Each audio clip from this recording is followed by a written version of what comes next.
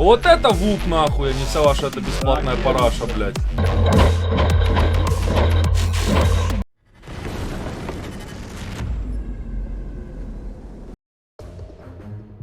The Air Force of the Armed Forces of Ukraine conducted a precision bombing strike on Russian infantry positions in Toretsk, Donetsk region. The Air Force of the Armed Forces of Ukraine successfully targeted the area of Russian forces concentration from the 1st Separate Guards Motorized Rifle Brigade of the 103rd Motorized Rifle Regiment, located in shelters and basements in the city of Toretsk, Donetsk region, the ministry reported.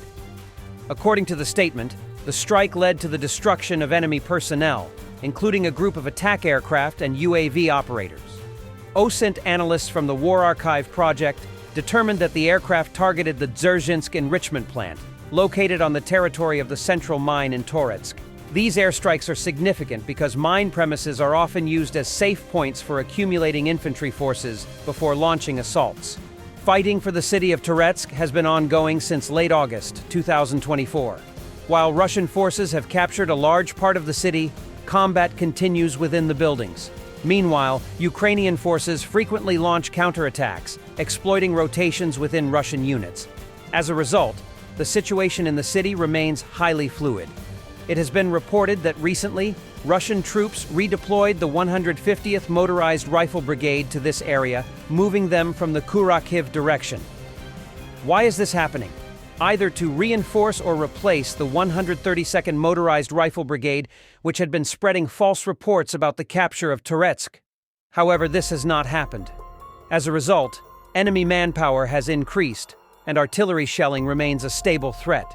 For instance, from the end of January to early February, shelling numbers fluctuated drastically. 38 shellings one day, 68 the next, and sometimes as many as 96. Recently, however, there have been consistently over 100 shellings. Dmitry Zaporozhets, spokesman for the Luhansk Operational Tactical Group, reported.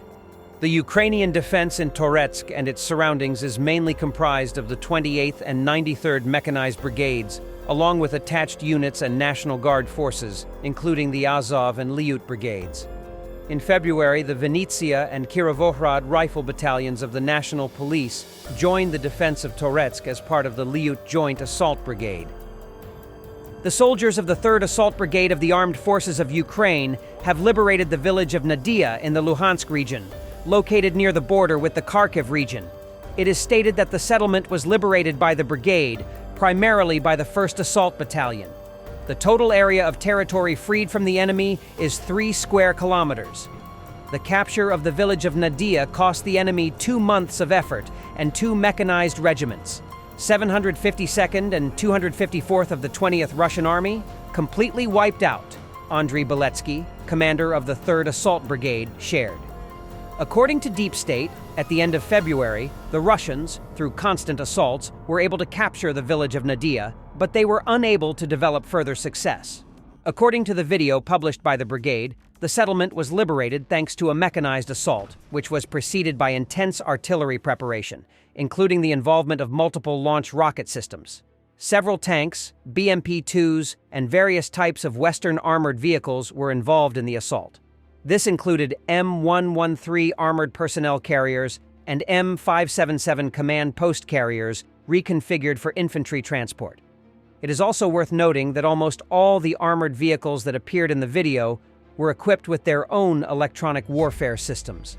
However, one can also spot an armored vehicle with much larger EW antennas, which was likely providing group protection for the assault group against drones. Russian troops have been deploying any available equipment for continuous assaults, including repurposed vehicles. In late February, they used an infantry fighting vehicle with its turret removed to attack positions of Ukraine's 3rd Separate Assault Brigade near Novoyehorivka, close to Nadia. The vehicle was likely damaged in previous combat, and its unit lacked the capability to restore it quickly. As a result, the turret was hastily removed, converting it into an improvised armored personnel carrier. Russian troops have been deploying any available equipment for continuous assaults, including repurposed vehicles. In late February, they used an infantry fighting vehicle with its turret removed to attack positions of Ukraine's 3rd Separate Assault Brigade near Novoyehorivka. close to Nadia. The vehicle was likely damaged in previous combat, and its unit lacked the capability to restore it quickly. As a result, the turret was hastily removed, converting it into an improvised armored personnel carrier. Russian military publics rage over a genius business scheme in the Russian army. Two workers of the 60th Brigade marry special military operation fighters. A warrant officer kills them at the front, and they split the hefty death compensation payouts. They say this scam thrives among Russian women. According to our information, in the 00th Brigade, PC, two female workers of the military unit and a warrant officer were arrested. The arrested confessed that they married SVO participants, and the warrant officer nullified them with a shot to the head in the zone of the special military operation. The trio of scum divided the funeral money among themselves. What kind of beasts must one be to commit such a thing? A video appeared on Russian Z-blogs that reportedly shows a drone hitting a roof in Kherson just as civilians were repairing it. Russian bastards.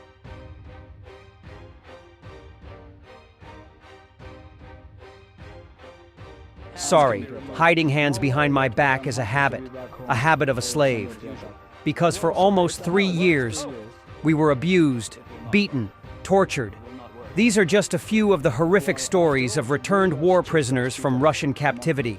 Hands can be removed from behind. Not well yet, but I'm happy to be back home. Alexander Piatak. Well, sorry, it's a habit because 3 years. It will not work. It will not work, no. Well, after all, they drilled us, chased us, beat us, mocked us. Like that. I was in captivity for almost 3 years. Yes, 3 years. For 3 years I did not hear or know what was happening with my family. I knew nothing. They didn't let me call. The call was very far, in Bashkiria, somewhere in Ufa. Vasu Petrenko, over there, they tortured a lot. Some guys couldn't take it. Some even went insane. Mikhailo Fomin. The feeling can't be conveyed, well, and on top of everything else, it's like in a fog. You don't feel like you return home 2 years ago in Luhansk. They allowed calls home, and that's it. China is considering joining a potential peacekeeping mission in Ukraine, according to Chinese diplomats in Brussels. Involving China in the coalition of the willing could strengthen Russia's acceptance of peacekeeping troops in Ukraine, a move that some European sources consider both possible and desirable. The matter remains delicate, the report adds. The Economist reported, citing its sources, that U.S. officials were considering sending peacekeepers from Brazil or China to Ukraine if a peace agreement were signed. Ukrainian President Volodymyr Zelensky said he did not rule out China's participation in peace talks to end Russia's war against Ukraine, but emphasized that those willing to take responsibility should be at the negotiating table. A virtual summit of the Coalition of the Willing, countries that could take part in a peacekeeping mission in Ukraine, was held. French President Emmanuel Macron stated that Ukraine is a sovereign nation, and it is not Russia's decision to determine the deployment of peacekeeping forces after the war ends. It was announced that another summit of the Coalition of the Willing to discuss sending peacekeepers to Ukraine would take place in Paris on March 27th. Estonia will purchase 100 million euros, $107 million, in military aid for Ukraine from its defense industry, Estonia's defense ministry announced. Ukraine has officially submitted a list of required weapons to Estonia, which will now urgently purchase them from Estonian defense companies, the Ministry of Defense reported. The list includes air and ground drones, water transport, medical equipment, and other consumables. The Estonian Foreign Ministry called for increased military support to Ukraine, noting that Estonia has already committed to boosting its military aid by 25% in 2025 and will urgently send 10,000 artillery shells.